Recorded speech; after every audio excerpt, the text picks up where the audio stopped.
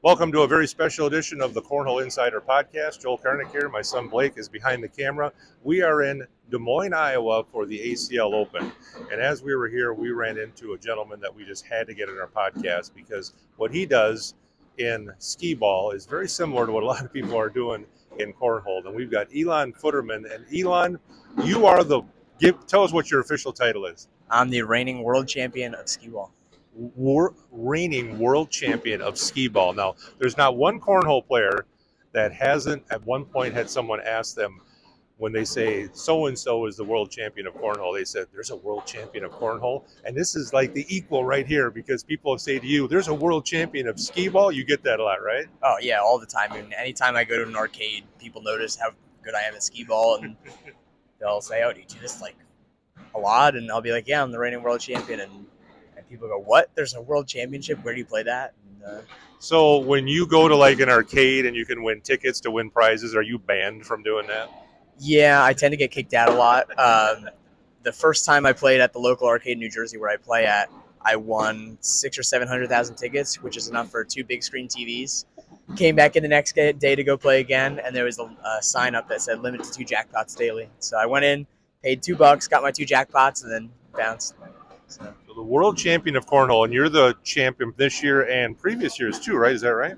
Yeah, so there's a tournament in Wildwood every year for $1,000. I've won that one 4 out of the last 6 or 7 years. And then the last big tournament, which was in Brooklyn, was in 2019. That was for a $10,000 prize pool. And that was the last time that I won that big tournament. It's the last time they held it also. So I'm 1 for 1 on that one. All right. There's a YouTube video you guys got to check out. I watched it last night. It's so cool. Nice crowd there cheering you guys on. And now you have a little different philosophy because you're always shooting for those hundreds in the upper left. Just talk a little bit about some of the strategy that guys use in the Skeeball. Yeah, so a lot of players will typically go for the 40s and the 50s in the middle. Mostly the 40s because it's a low risk, low reward option, but it's a safe option. When I started playing, the first time I played in the national championship, I was one of the first people to go for hundreds because that's what I'm best at. But I actually employed a different strategy. So instead of just going for hundreds, I used a hybrid strategy, which means I was going for hundreds and then switching and finishing up my frames with a 40 or a 50. So let's say, my first 4 balls, I hit 2 out of my first 4 in the 100. At that point, I might switch and guarantee myself a good score because I can hit the 40s at 90-95% clip, but the hundreds are maybe only 40 to 50%. So it's a way to kind of hedge your bets. So in a Skeeball match, we know cornhole, you play to 21 or it might be round limited to 10 rounds. Describe a match in Skeeball at the high levels and how many rounds and such like that. Yeah, so a sanctioned NSBL National Skeeball League match would be 10 frames. So it's generally 1-on-1. It could be teams that would be 3-on-3, and it's alternating. So kind of like bowling. I play 1 game, you play 1 game, and it's just a total score over those 10 games. Okay. Each game is 9 balls, so the max score you can get is a 900 over each frame. All right. And what's the highest that you've ever gotten, or what is the world record, I guess, for the highest? I mean, I've thrown a handful of perfect games, not over the course of 10 games in a row, obviously. That's very, very difficult. I've thrown probably between 15 and 20 individual perfect games. My best ever game in a match is probably around a 450 to 460 average. Okay, all right. So you mentioned getting kicked out of that one place, but when you go to Wisconsin Dells and you walk in, they don't know who you are. I mean, you can get a little something for a while, right? Yeah, until they realize. And I had one time I went to an arcade out in Pennsylvania, and they had no clue who I was. And they came over to me after I won a bunch of jackpots. And they said, oh, we got to shut off the machine. It's malfunctioning. And I was like, what do you mean it's malfunctioning? They were like, oh, it's accidentally giving out tickets. And I was like, no, I earned all those tickets. And then they were like, well, you're not playing anymore. So describe the competition. And is this kind of a growing sport, or what kind of regionals, or describe the process to get to that world championship? Yeah, so the National Skeeball League is spread out across the country. There's a variety of bars that are the hosts of the leagues. And so I played out of Brooklyn. The process was a 3-month qualifying process. So you had to go in, play around 100 games of Skeeball over 3 months. Every single frame counted.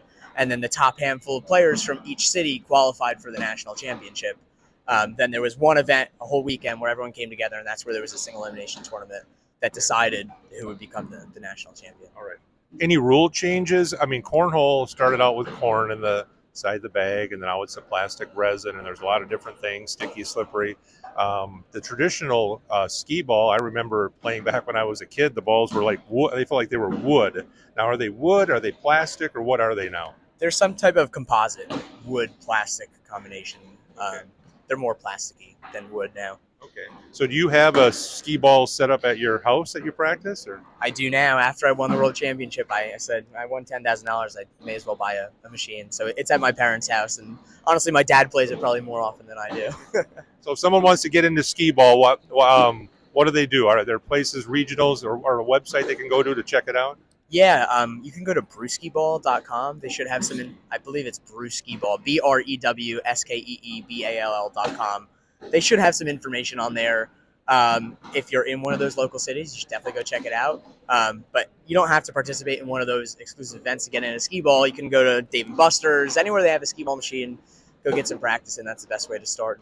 I'd say just start for the 40s and have fun with it, and practice makes perfect. Well, now you're getting into cornhole a little bit now? Yeah, honestly, I play a lot more cornhole now than I do skee ball. Oh, really? Well, if any of you guys see Elan at an open or whatever, that night you bring him along and find a skee ball machine. And you're talking about cash games here. I mean, this is the man right here, right? Yeah, if anyone wants to play doubles, find two people, we'll take them down. All right, Elan, what a great story and what a great adventure you've had, and it continues. You continue to play at that world level, right? Yeah, absolutely. Our league just started in Brooklyn. I play on a team with my dad and another guy from the league, and we do 3 leagues a year. So I'm always playing just a little bit more cornhole than skee. Yeah. So YouTube, Elan, ELAN, Footnar, FOOTENAR. FOOTERMAN. Yeah, Footerman. Okay, there you go. YouTube that. Check out the video. It's pretty cool. Elan, it's been a pleasure kind of hanging out with you today, and you got to play my son in bags here, so it's kind of meant to be. So we appreciate your time. Thank you. Yeah, thank you. Yeah, Elan Footerman, and he is the world skee ball champion. How cool is that? All right, a little something different here on the Northern Wisconsin Cornhole YouTube channel.